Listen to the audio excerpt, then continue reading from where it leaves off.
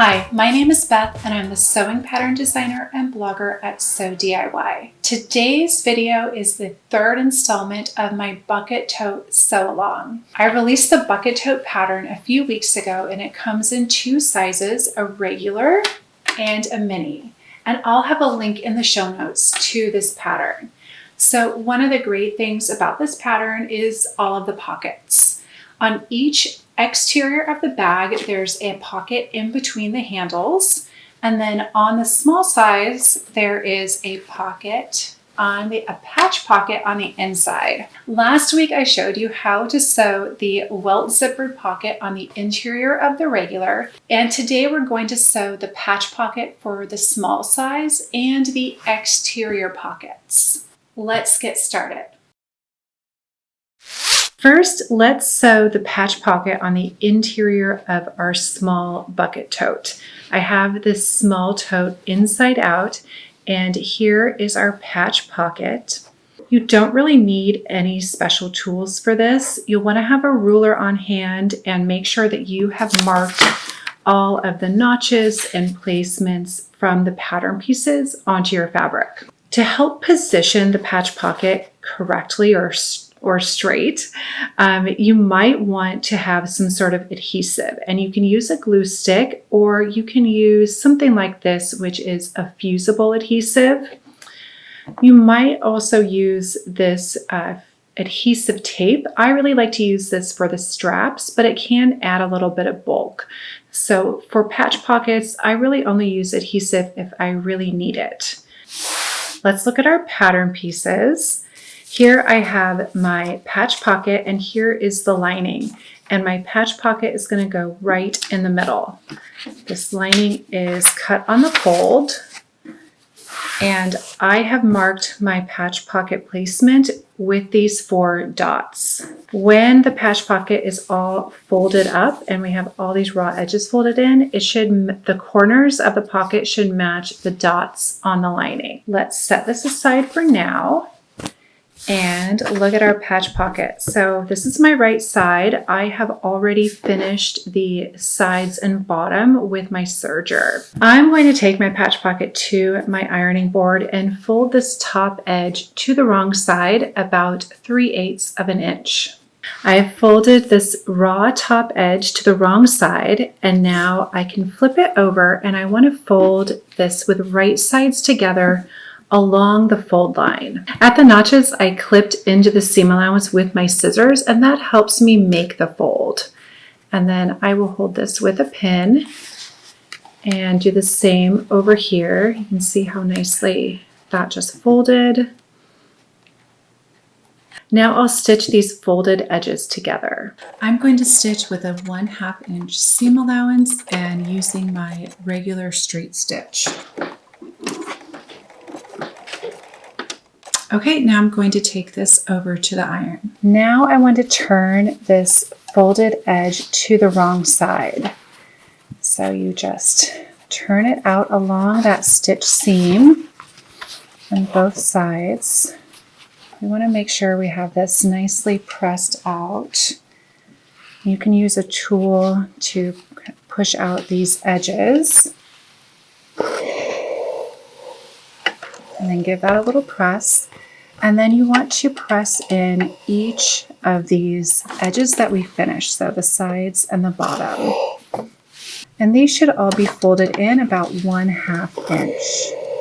If you want, you can use a piece of fusible underneath to adhere this top flap down to your pocket. And I'm just going to cut this in half so I have a smaller piece and I won't have any of it peeking out.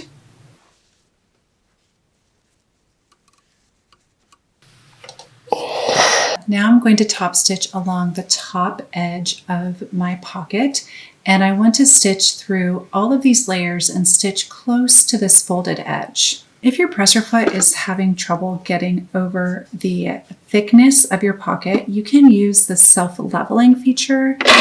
You lift the presser foot and push in the black button and then lower your presser foot. And that will help keep it level. I'm using a regular straight stitch at a 2.8 length, and I have moved my needle to the right a little bit. Okay. And if you want a cleaner look, you can pull the threads to the wrong side and cut them there, and it might look a little cleaner than just cutting them on the right side. Now we have our lining, and this is the right side of the lining, and this is what will be visible on the inside of the bag. So here I have 4 dots for where the pocket needs to be, and I will just place my pocket on top so that the corners of my pocket match those dots. And if you need it, you can use some sort of adhesive to hold the pocket in place. And I actually really like using just a glue stick. I have never had problems with it gumming up my needle, and it's just very handy to use. So be careful not to get it all over the place, but you just kind of put it on there, and that will help keep your pocket in place. And if you want to pin it, I recommend pinning from the outside in, and this will hold it without disrupting those edges, because when you put pins right through the edge, sometimes it's too thick and it can create lumps where you want to be stitching. So I actually try to avoid having any pins where I'm stitching on this pocket. Once you get this placed and pinned where you need it or glued, you can take it over to the sewing machine and top stitch all the way around the sides and bottom. I have my machine set up with a 3.0 length, and I have moved the needle over to the right, and I'm going to use this line on the machine foot as a guide for the edge of the pocket. You can stitch straight down, or you could stitch a little triangle at the top, which kind of reinforces the pocket. So let's go ahead and do that.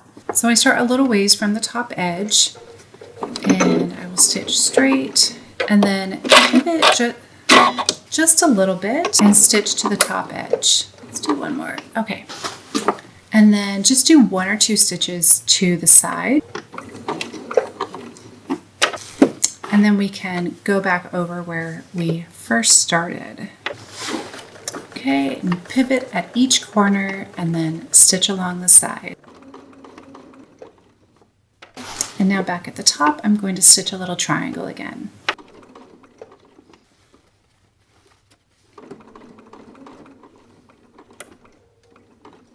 And then I'm just going to backstitch a little bit just over the top of the stitching that I already did. Here's our pocket. I'm going to pull the threads to the wrong side and trim them off there, and this is all done. Now let's make our exterior pockets. This is sort of a pseudo patch pocket because we don't have to fold in and top stitch the 3 sides of this pocket. These 3 sides are actually stitched into the seams of the bag. So the sides are stitched along with the center body, and the bottom is stitched into the bottom of the tote. And then everything is covered up with the handles. Back yellow part is the center body of the tote, and then this kind of maroon red pocket is the exterior pocket pattern piece. And you can see that the pocket goes all the way to the bottom of the bag. Here are my pattern pieces. For the center body, I'm using this floral canvas. I have interfacing on the back. And then for the pocket, I'm using a solid blue. And for this pattern, I really like having that contrast because I think it really highlights the design lines of the tote. So just like with our patch pocket, I have a fold line here on the pattern piece, and I have clipped notches into my fabric. So I want to get this wrong side up, and I will press down along the fold line and then tuck in the raw edge and get that all nice and pressed. If you're having problems with this staying flat for top stitching, you can use an adhesive like this, which will glue everything together and you won't have to use any pins. Let's take this to the ironing board. Here I have my fabric wrong side up. It's pretty hard to tell the difference, so I drew an X in chalk on the wrong side. So I have my notches in my fabric, and I'm just going to fold along the notches and press it down. You may want to use a ruler and double check that this is pressed 1 inch. And then I need to press in this raw edge. And you may decide that you prefer to press the raw edge in first and then press it at those notches, whatever works. I think sometimes it depends on what kind of fabric you're using, on which one is easier to do first. Okay, I think that looks pretty good. So I will take it to my sewing machine and top stitch along this edge. And I want to stitch close to this folded edge, making sure to catch all 3 layers in the stitching. Now I'm going to top stitch this pocket, and I like to do that with the right side facing up. I'm going to move my needle over just a tiny bit to the left, and then I'm going to use a 2.8 length. And I do recommend testing out these stitches on a scrap of fabric. Okay, there's my top stitching, and you can see it's pretty close to that folded edge. You want to repeat for the second pocket. Here I have my exterior pocket and the center body piece.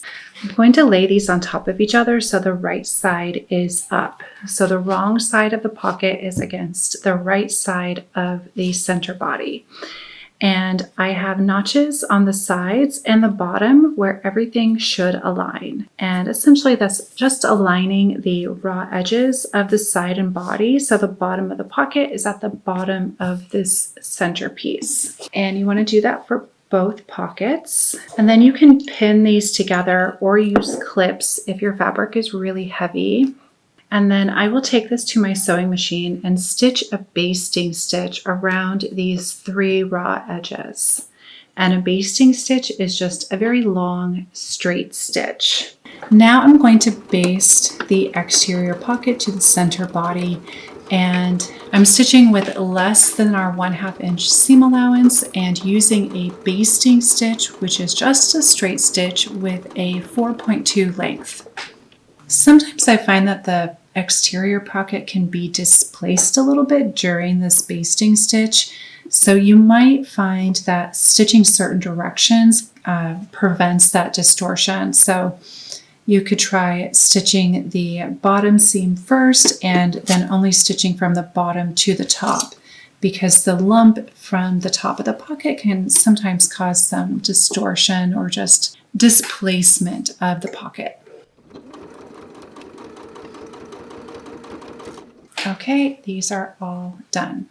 Well, I hope that you found this video helpful. Let me know in the comments if you have any questions, and if you haven't already, I'd be so honored if you subscribe to the channel. I have a few more videos upcoming in the sew along, and I even have some hacks of the bag plant. So make sure to subscribe to stay up to date. Happy sewing!